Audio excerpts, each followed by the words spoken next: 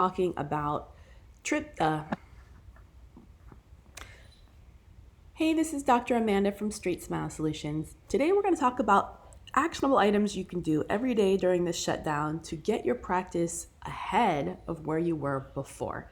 And we're not just talking about money, we're talking about laying the pavement one brick at a time so you have a better infrastructure. And that's basically the best analogy that I can give you right now. So let's talk today about one of the systems that I use. And don't get me wrong, I love the illusion that I'm crazy posting social media content at all hours, 24 hours a day, 7 days a week, but that's really not the truth.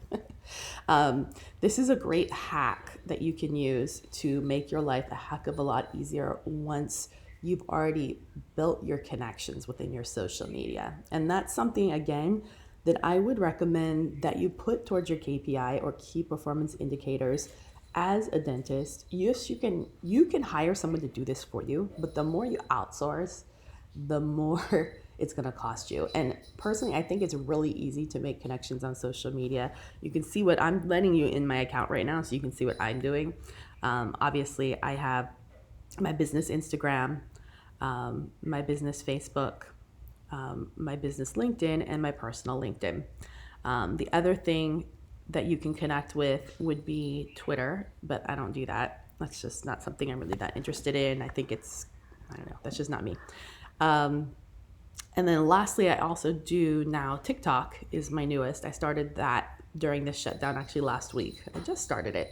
And that's also something I do. So every day I try to set aside about 30 minutes, and I do this and make it fun. Like I'll put on a really trashy TV show, and I'll do it during the trashy TV show. So I'll go in to say, into my cell phone, into my business Instagram. That's one that I find the most profitable. And I find people I want to connect with. I try to connect with maybe 50 people a day. And then I also deconnect with people that maybe I shouldn't be connected with. I don't see any benefit to that. So I keep my contacts and my followers really tight and I guess relevant, so that if I do decide to advertise within Instagram, that it goes to the relevant people. That's the reason I do that. So I also try every week regularly to create some type of content. Obviously, what I'm doing right now is content, right? Obviously, it doesn't always come to me like all the time. Sometimes I can't think of things, but I try to make notes on my phone. And if I see something or I think of an idea, like I did actually in the middle of the night, I thought about helping you guys with this, and then I get up and do it. Don't procrastinate. Try to make a couple of pieces of content each week. The great thing about content is that it can be recycled. So you can look at the analytics of how things performed, and you can always recycle it. And I don't know why it's not letting me click on stuff while I'm recording. So we'll see how that goes. But in any case, at least you get the idea of what this looks like. So you're going to go ahead. This is my Buffer account, and the Buffer is similar to some other ones like Hootsuite, and there's some other companies that are like this, where you can load your content in, you can shuffle it, and you can pretty much set it and forget it. I have a premium account. It's not the most expensive. It's right in the middle. I can get up to 100 pieces of content per social media site. But if I post one on one, I can post them on it all, and I can shuffle them. So they're not going to, so for example, this piece of content is not going to play on all these 4 networks at the same time. It's going to shuffle. So sometime in the next few weeks, it's going to post. And then I can check the analytics, and if I like it, then if it did well and I had like good comments, good, likes and stuff, I can, recycle it.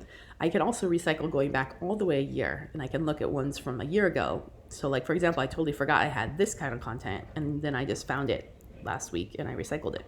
So anyway, so this is Buffer. I think it maybe cost me around 150, 200 a year. I mean, it's not that much given all the time it saves me.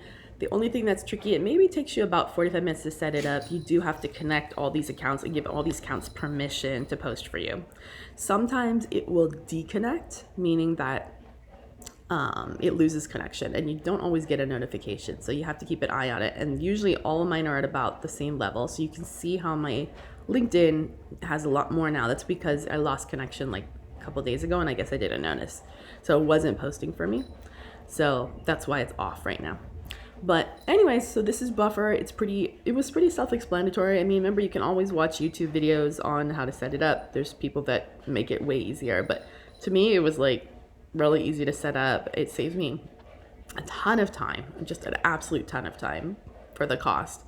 And also, I know a lot of you have social media people that do this stuff for you, but here's the problem. You never want to use their content, because on my end, I'm always looking, let's say, especially like something that's picture focused, whether it's Instagram or something else. I can't believe how many people subscribe to the exact same service where the same piece of content is being posted on the same frequency to like 20, 50 different doctors. And I'm like, that's so tacky. You know what? That's lazy. You need to create your own content. And I know that sounds scary to you, but you have so much content that you can do, especially if you make it the KPI of everyone on your team. You come together on a Monday morning, you say, hey, what are we all creating for content? We all have an actual item of creating, say, one piece of content or 2 pieces of content per week.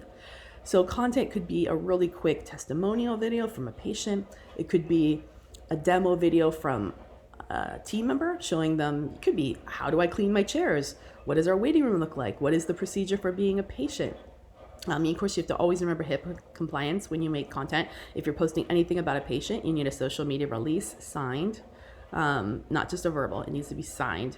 I always, if I'm going to post something kind of intimate about a patient, like their teeth or about their story, unless they gave it to me and they okayed it, I'm going to give them a courtesy notification, just letting them, hey, I know you okayed us to social media release, but I'm just going to let you know that I really wanted to share how great that crown that we made turned out. I know you said it was okay, but I just wanted to give you a courtesy to let you know that I was hoping to do it this week. If you have any problems with this, let me know. That way, first of all, they might be excited. They're probably going to be on the lookout for it. And when it posts, they're probably going to share it with all their friends, which is great. You also want to tag them. If they're up for that, they may ask you to tag them. Maybe they don't want you to. Maybe they don't want you mentioning their name. So, it's a good idea just to be courteous. But goodness, you can get testimonials from your patients. You can go over all the procedures, things that you do in your office. As a doctor, you have so much wisdom and so much advice. I know you can talk about things all the time. Think of all the things you can talk about just to answer a question. You can embed those videos in your FAQs on your website, which is great, and connect them back to YouTube, which is just like an awesome SEO magnifier. It's a super smart idea. But if it's less than 59 seconds, you can also post it on Instagram. There's no length restriction for these ones, but there is for Instagram, which makes it even more powerful. So I try to have everything interconnected.